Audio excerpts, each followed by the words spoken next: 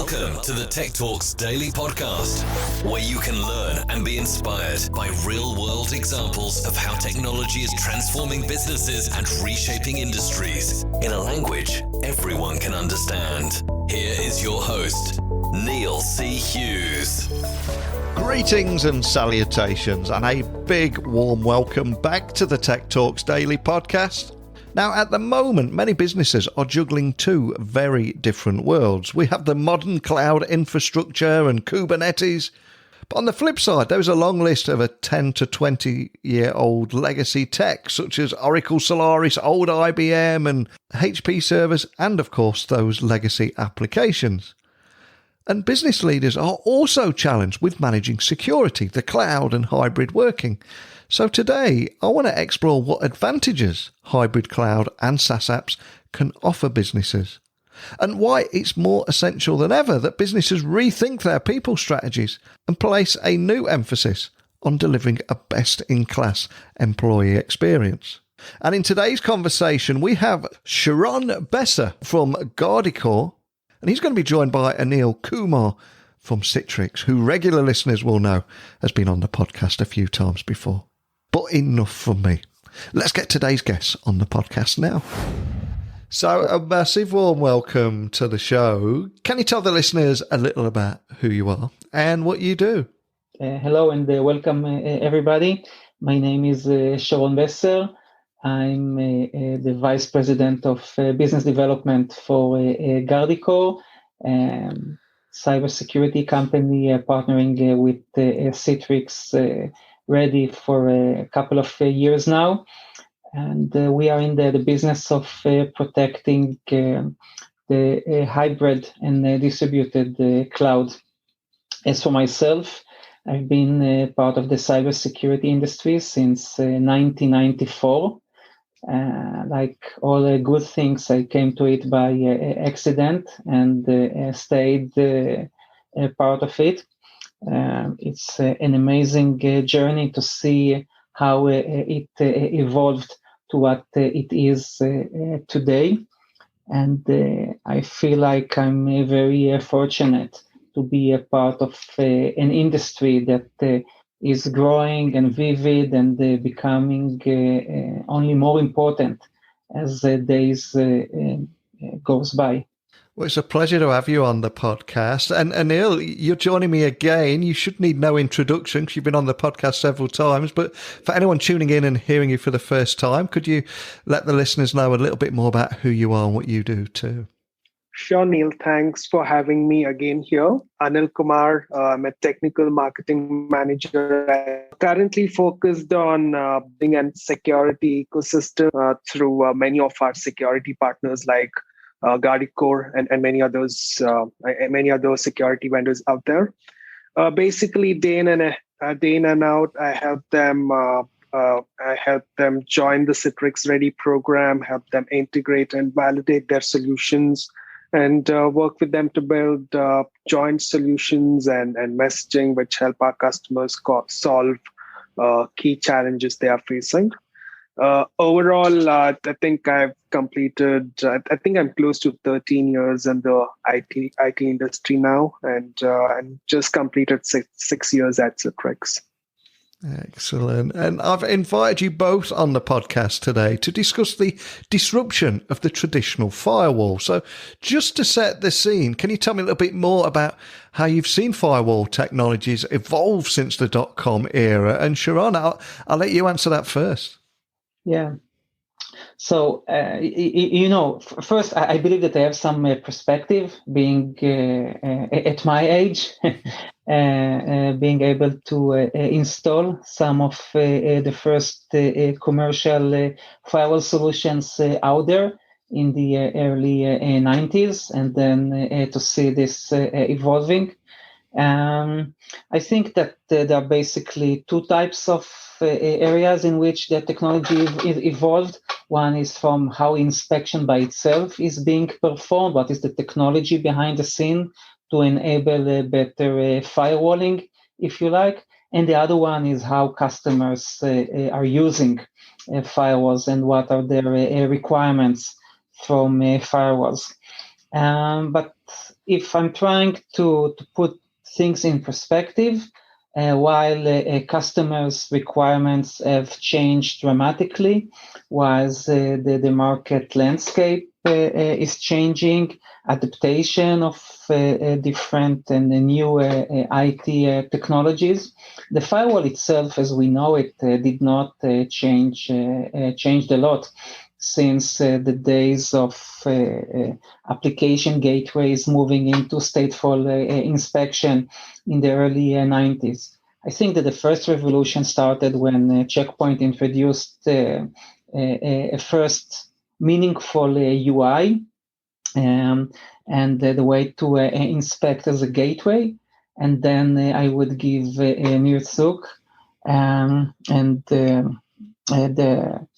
the credit for bringing DPI as a main technology. But if you look at what happened since 90s until today, the main technology is still some choke points that needs to inspect traffic, that needs to look into the packet in order to understand what's going on, where you need more and more compute power in order to fight encryption and to support the amount of bandwidth that is required in order to support existing applications. I would like to think that some of the things that we are doing in the area of what is known today as microsegmentation and distributed firewalling is actually able to change what previously was a pretty sleepy set of technologies. And now there's actually a bit of a shake-up in how separation between networks needs to be done. And Neil, have you seen that firewall technology evolve throughout your career? Is there anything that stands out to you? I think great points brought out by Sharon there. There's not really been a big change in terms of traditional firewalls, but some of the key, a couple of things I wanted to point out is traditional firewalls, although they serve their purpose so far, I think they are no more. I wouldn't say bluntly, but they need to be more intelligent, which means what they do is they work on a set of policies, opening and closing the ports based on certain conditions and IP addresses and few of those policies, and that's it. What it really needs to do is having something like a zero trust, which means the trust should always be maintained. What traditional firewalls does is once the trust is given to the user, they basically have access to everything beyond the firewall, no matter how the context of the user or the device or from where they are connecting from changes. So that's what enterprises and IT managers are looking for now. Trust shouldn't just stop at the network, at the firewall port, but it should be maintained throughout the network, throughout the session when the user logs on and until he logs off. That's how the traditional firewalls and the next gen firewalls are beginning to evolve. And one of the things I wanted to highlight on the podcast today is that the workplace has now moved out of the office and gone beyond the traditional infrastructure. So, Sharon, can you tell me a little bit more about how those in the high threat infrastructure space, and by that I mean areas such as finance, insurance and banking, are dealing with these kind of challenges? So first, the workplace has moved.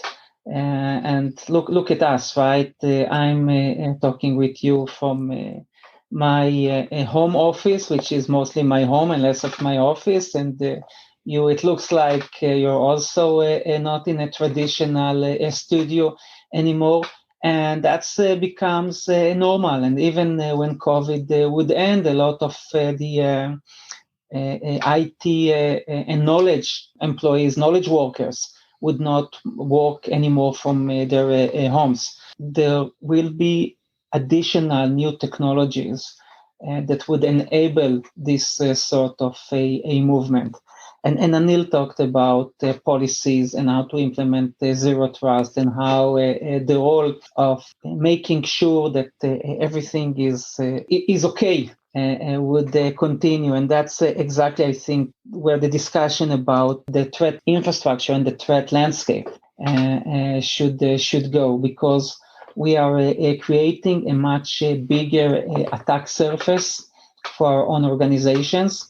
Some of it because people are now everywhere, and our offices and factories and everything that we do is distributed. COVID also told us about the need to offshore on one hand, so that supply chains would not be disrupted, and also to not just to offshore, but also to be nearshore again, so that a lot of organizations could work. So overall, I think that the attack surface is changing, and the way that we need to protect it requires a different thinking.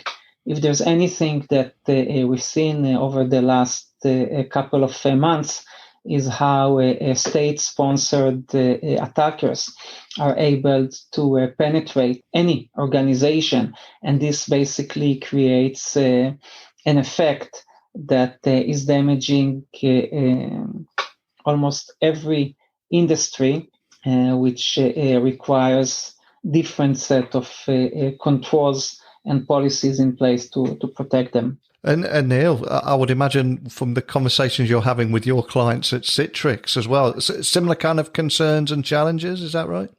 Right. And specific to your question about finance and the banking sector, I mean, we all know traditionally they have always been resistful about moving their all their data and the networks to beyond their traditional data centers. But with the current ongoing situation with the pandemic and also the industry disruption, it is inevitable that they have to enable their workforce to be able to work remotely and adopt distributed work models to ensure business continuity. But we all know it's definitely challenging for them. They always had a presence-based workforce to move to a completely virtual model. And the reason is that banks, the wealth management advisors, the insurance, they have been typically made to operate in branch offices, have on-site workforces, and historically have used traditional desktops for customer service.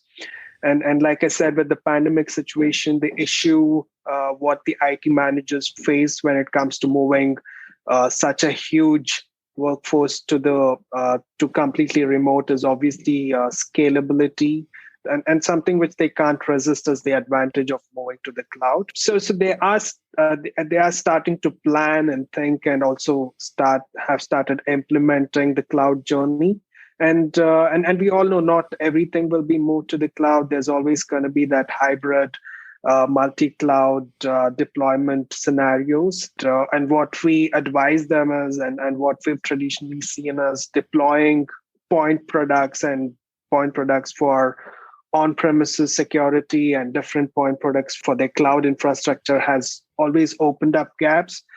That's something they should look to reduce and look for a holistic security approach by vendors who provide that platform and products to help enable them move to remote workforce and adopt hybrid work model. And I think also many businesses that will be listening to this all over the world are going to be juggling two very different worlds. We have the modern cloud infrastructure and Kubernetes. And on the flip side, though, there is 10 to 20-year-old legacy tech such as Oracle Solaris, old IBMs and HP servers, etc. So I'm curious, how are you both working to address problems like this? And Sharon, I'll throw that to you first. Just as Anil said, there are some verticals that are thinking and moving to the cloud. But as you said, at the same at the same time, they still have a legacy in place that they are simply unable to move out, and it's not due to lack of resources or the cost. Those are components that are simply too critical for the business that it's impossible to take them out. And our customers, what we see is that they have a lot of legacy infrastructure. They open to the cloud, and suddenly their attack surface is growing. And suddenly systems that were well protected within the realms of the organization and behind the firewall are no longer there. And trying to implement a zero trust architecture on those systems becoming impossible and a nightmare. So from our perspective, we put a lot of emphasis on our ability to cover any type of infrastructure. Could be IBM AS400, System I kind of solutions, a mainframe, and ancient, HPUX, AIX, Solaris. Even we see some banks that are still using Windows 7 and even older systems for their ATM infrastructure. And for us at home, you say, okay, so I need a new washing machine. I'll simply go and buy a new washing machine. What's the big deal? But when you're a large organization and you need to think not just about the direct cost of replacing, but supporting, maintaining the process itself, it's almost impossible. And I don't want to steal Anil's thunder, but we do see how Citrix helps our customer, enabling them to access those new and old systems, while we are able to take care of the segmentation and protecting all the way from stuff that was old when I started my career, all the way to things that are today at the cutting edge of the networking and the Kubernetes, as you mentioned, etc. And Neil, how important are partners like GuardiCore in helping you both work together to solve these kind of these issues? Yeah, so like Sharon mentioned, that there are many enterprises and businesses who continue to use their legacy apps. They might be very difficult to probably rewrite in the modern softwares, or probably they have a workforce which have used those legacy softwares for a really long time. They've adopted to it and really do not want to make any changes to it, or probably it could be the cost and many other things. But Citrix has traditionally, we don't care what kind of application or desktop, or if it's coming from the cloud, if it's coming from old legacy softwares or servers. We provide that platform where our workspace can host all kinds of applications, both legacy, mobile, virtual apps and desktops, the modern SaaS applications, the files, both traditional on-premise share files and the modern OneDrives and Docs and everything else. So we provide that platform, provides that single sign-on into all these applications, and helps the worker to be productive, obviously. But what we also suggest is the legacy apps are also more prone to security attacks, and we continuously encourage our customers to try and modernize their applications and move to modern hybrid cloud architectures where they can really find that balance between hosting legacy apps and also kind of take the advantage of cost savings which comes with the cloud. That's my couple of points on that. And I think if we look at the three big talking points for businesses right now, I would imagine that they would be security, the cloud, and hybrid working. So, Sharon, are there any tips that you can offer business leaders on how to manage those three big areas at the moment? Well, that's really a complicated question, right? On one end, it seems like, okay, security, cloud, hybrid working. To me, I think that what's important for organizations, and I'll take our company as an example. We are growing extremely fast. Soon to be 300 employees in 15 different countries. A year from now, we probably would be more than double than that. For us, as well as a much more established company and bigger, it's about first understanding the risk, prioritizing what you are facing, understanding how the business behaves on multiple vectors, and then creating the plan to address it.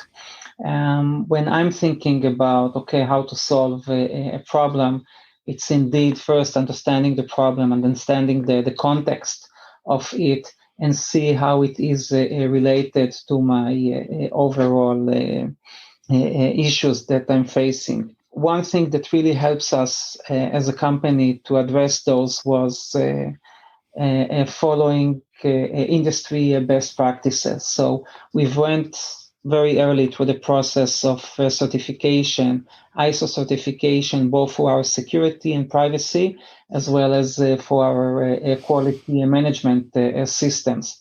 So we've got ISO 9001 that really helps us to define and to frame how to address risk and how to improve quality over time, and how to develop a process that enables you as an organization to become better at what you do. So constantly measure.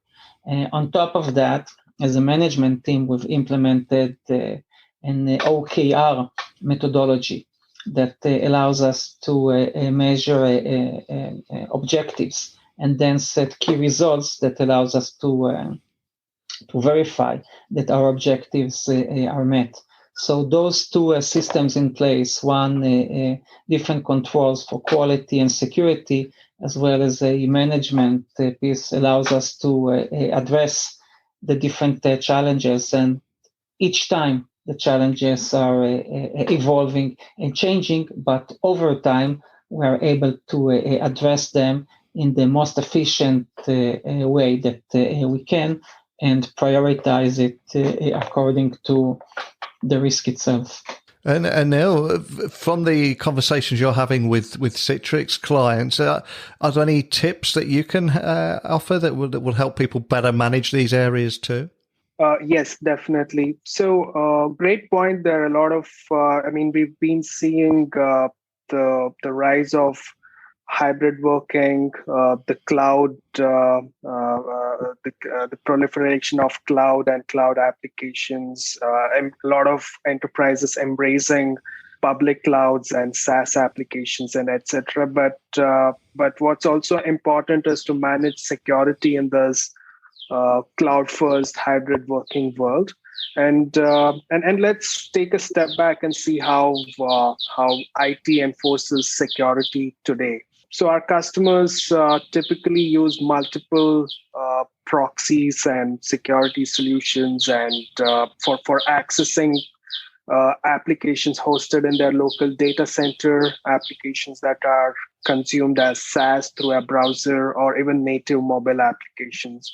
So these are all separate point products, and the management becomes management, and complexity only increases. And these are solutions from multiple vendors, and they have separate sets of security policies, separate analytics engine, and they're all siloed to each other and might not provide that depth and security.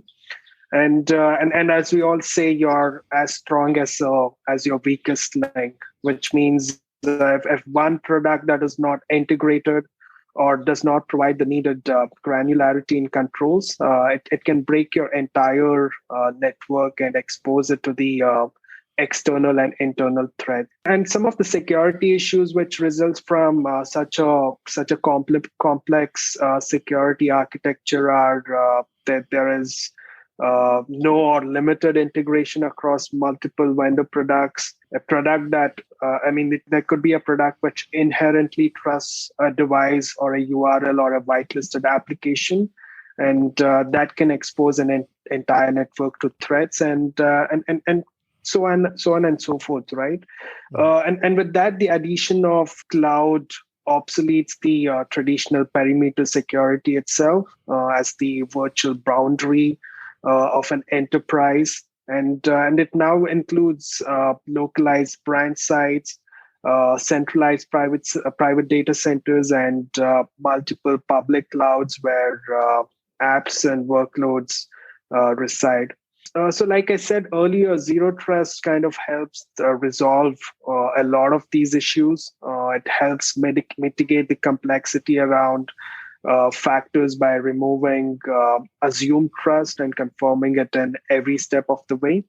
And to put it in simpler terms, we need to have solutions in place that not only provide access policy at the time of authentication, but throughout the session across all type of applications deployed, wherever it may be. It could be on the cloud, on premises, or delivered to the SaaS.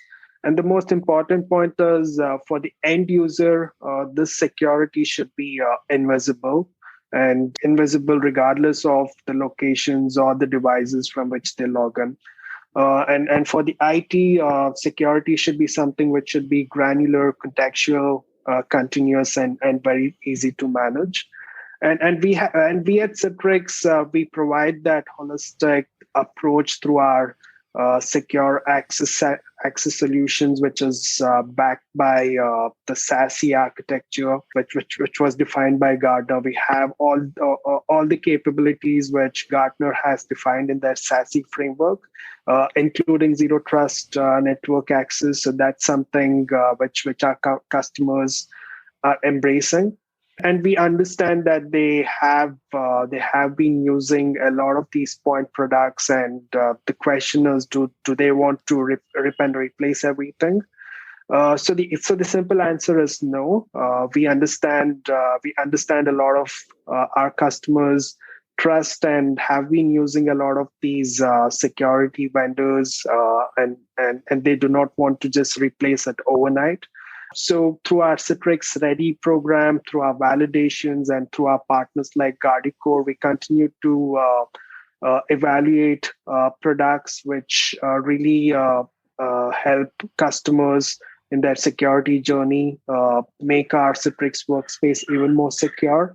And we are building that rich ecosystem of security partnerships through our workspace security program. So customers really do not have to worry about compatibility or interoperability, or even the partnerships, which is important to us. And I think at the moment, before leveraging any new technology or embarking on a new technology project, a lot of businesses are starting to ask, what is the ROI of going down this route? And also, how can it give me a competitive advantage? So on that question, Sharon, what advantages do you think a hybrid cloud and SaaS apps can bring to a business? Well, I think that it gives advantages on two immediate fronts. First, it's the choice, ability to run applications anywhere in a model that makes most of the senses for a specific customer. It could be on premises, on this cloud provider, on the other cloud provider, etc. It opens more opportunity and choices. And it also creates an opportunity to simply move faster. You don't need to think about infrastructure. You don't need to think about who am I going to send to a data center to put a plug into the wall and to configure something and to run this and to change that, etc. And then if on the other end you do wish to maintain stability and have something that is closer to you, you can do it. I think that the hybrid cloud term is growing. It's not just about having presence on premises and on someone's public cloud. It also means the edge of a network, the edge of a data center, hosting your public cloud providers' hardware in your own local facility, where it becomes an extension of the public cloud, but it's suddenly very close to where the data is consumed or created, or both. And those models were basically an organization today can pick and choose whatever works for them and find the right financing models to support it. It's pretty amazing, in my opinion. It allows so much flexibility and agility at the same time that I don't think that we even understand how it's going to affect the way that organizations are consuming IT and leveraging data and applications. And Neil, is there anything that you'd like to add to that too? Yeah, I think great points made by Sharon in terms of cost optimization, the choice, and having the data being available at the edge, instead of backhauling the traffic all the way back to the data center all the time, which obviously increases the network load and increases the slowness of applications. A couple of points to add is the control which IT leaders will have in terms of controlling their data. And we all know most businesses do not really utilize the same level of computation power every day. In fact, some organizations may find that resources need to be only increased during one specific time of the year or an event which they are conducting. For example, when it comes to health insurance application, it may need double computing power during only the enrollment period. So IT leaders have seen the advantage in moving to a hybrid cloud model where rather than having everything on premises, if they move to the cloud, they can only pay and grow to those additional resources when the need occurs, and to kind of discard them when they are sitting idle most of the year. That kind of obviously saves costs for them, and they do not really have to worry about managing that infrastructure or having that huge infrastructure in their own premises and not being used throughout the year. And the second advantage is obviously it requires a less space compared to on premises when they go to a strictly private model, and businesses can deploy a private network on site to handle internal needs and then automatically extend to a private cloud or a public cloud when computational resources exceed. So those were a couple of points I wanted to add to the hybrid cloud benefits. And when we go to the SaaS applications, the increasing adoption of SaaS apps by enterprises, we see applications like Microsoft Office 365, Salesforce, Workday, and many others have already become an essential part of our workday. So you need to be able to provide single sign. You need to be able to have that platform where IT managers can consolidate all these SaaS apps, be able to provide that single sign-on, and also have that contextual control, like being able to protect copy paste or print abilities, or even to go to an extent where they can start providing micro apps to them where they really do not have to use a full blown application, but start using only the features and tasks which they require. Completely agree with you there. And also, Anil, I think it's more essential than ever that businesses start to rethink their people strategies. And I do see them a lot placing new emphasis on delivering a best-in-class employee experience. But how big a role do you see things like micro apps in enhancing and improving end-user productivity? Yeah, micro apps are here to stay. And at Citrix, we started this journey sometime late last year. And there are a few reasons why micro apps are huge and important to us, right? So there was a survey conducted back in 2018, and these are some of the numbers. I took it from our website itself. So there was an estimated download of 194 billion apps in 2018 alone. So that's the number of apps which most of the users are downloading and using, and that number only continues to rise. But even if you download a full-blown application, it's very rare that we use every part and feature of it. And mostly sometimes we after the download we realize we don't even need it, and we delete it. So this has made many companies to abandon that clunky computer software which they thought would be useful to them. So the message is clear: simple is better, and it's far more effective to create and deploy micro apps that is more customizable than their full-featured counterparts. And what we've seen with Microsoft is you can really give users exactly what they need right when they need it, and without any new development or deployment tools needed.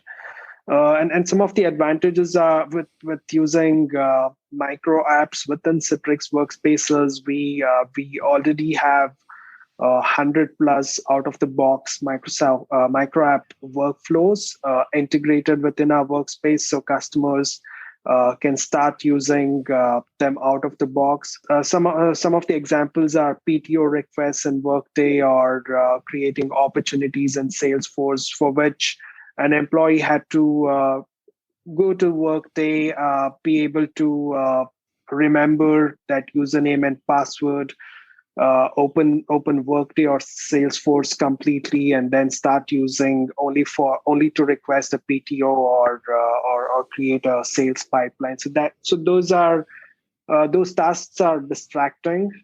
There's a lot of context switching happening over there, and there's a lot of URLs and usernames and passwords which employees had to use, and all this is only leading to decreased productivity for the end user.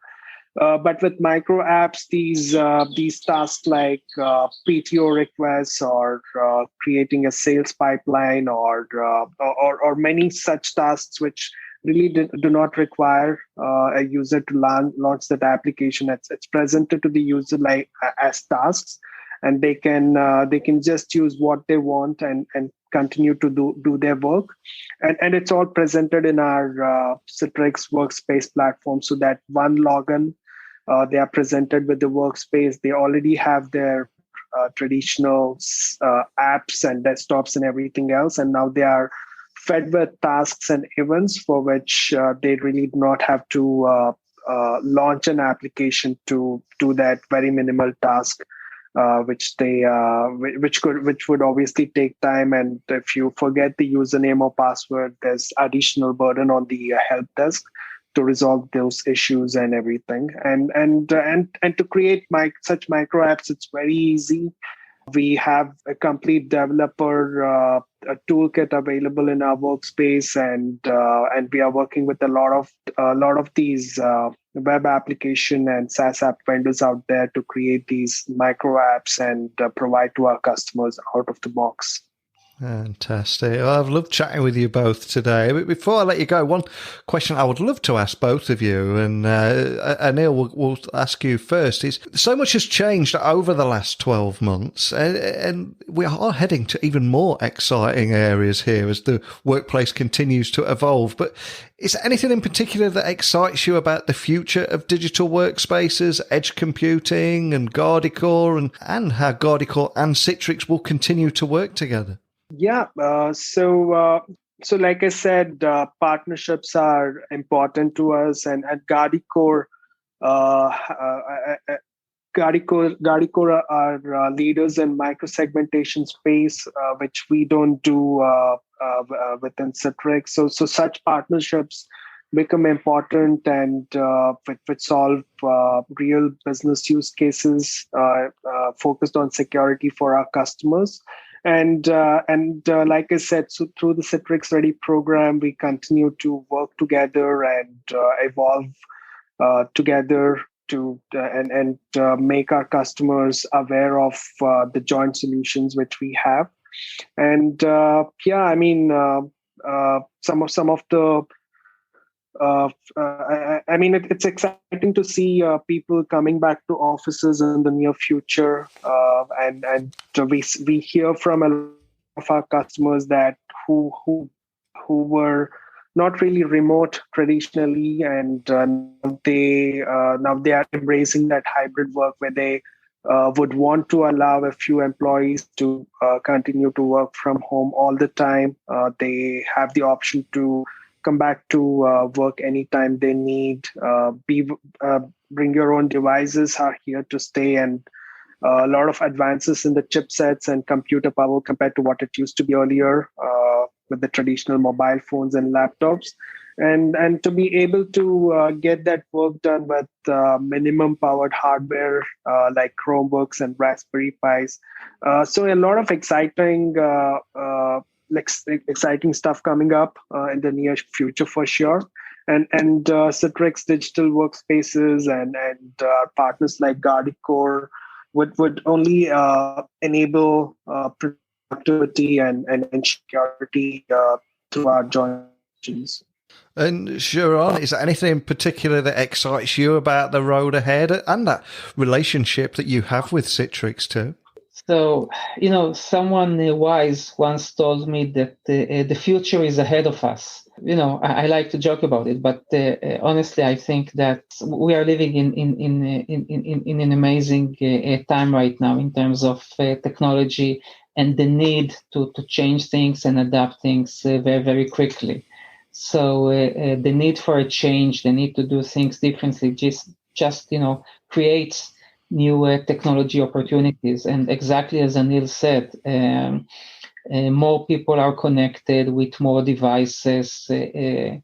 Consumer technologies are finding the way into the enterprises, and things that we are doing through mobile now affect how we run the business. It's extremely easy to do anything from anywhere almost, and it's just great to see this and to be part of an industry that tries to protect organizations' data and businesses and servers. And having said that, working with Citrix, and it's not the first time that they are going to hear this from me, but Citrix, Anil, Manasa, and the entire team are actually an amazing partner to work with. And we have today for GuardiCore about 60 or maybe 70 different partnerships. And I think that Citrix really understands the value of an ecosystem and how to build it to the benefit of their entire customer base.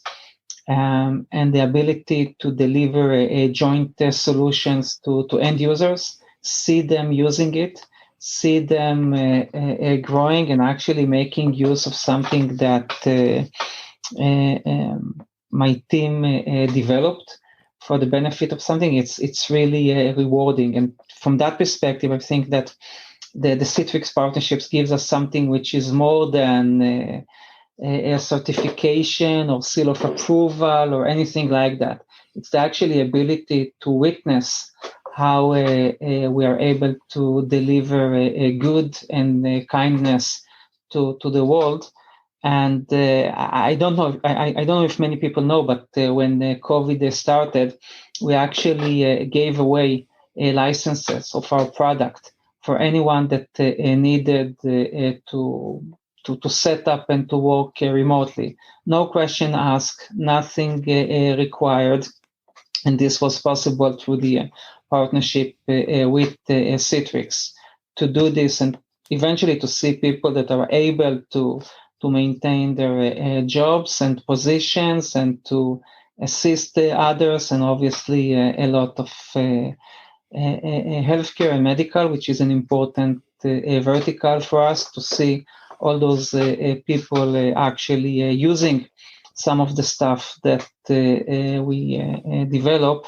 It's amazing, and this is part due to the partnership with Citrix. And Sharon, if anyone would like to find out more information about GuardiCore and the work that you're doing, what's the best way of doing that? Just go to GuardiCore.com. That's GuardiCore.com. Click on more info, get a demo, whatever, contact us. We would be more than thrilled to share more information. Excellent. Thank you. And Anil, obviously Citrix is a huge website with lots of different areas to focus on. Where would you like to direct listeners that might want to find out more information about anything we talked about today? So we have the Citrix Secure Access Solutions. That's a new landing page. You can find all the information about Citrix's security stack there. And if you visit Citrix Ready Marketplace through citrixready.citrix.com, you should be able to find GuardiCore and a lot of security partners who we work with and validated together. And we also have our Citrix Ready Workspace security program where that's one place where you could find all the security vendors who have validated on Citrix, and we maintain that place as a rich ecosystem for our customers to find everything in one place. Well, like we said at the very beginning of this episode, there are many, many businesses out there that are existing in an incredibly high-threat infrastructure, and they are juggling two very different worlds between modern cloud infrastructure and legacy technology and legacy applications, etc. But I love how you're both working together to address this problem and bring everyone along. But more than anything, just thank you for sharing that story with me today. Thank you. Neil and Sharon.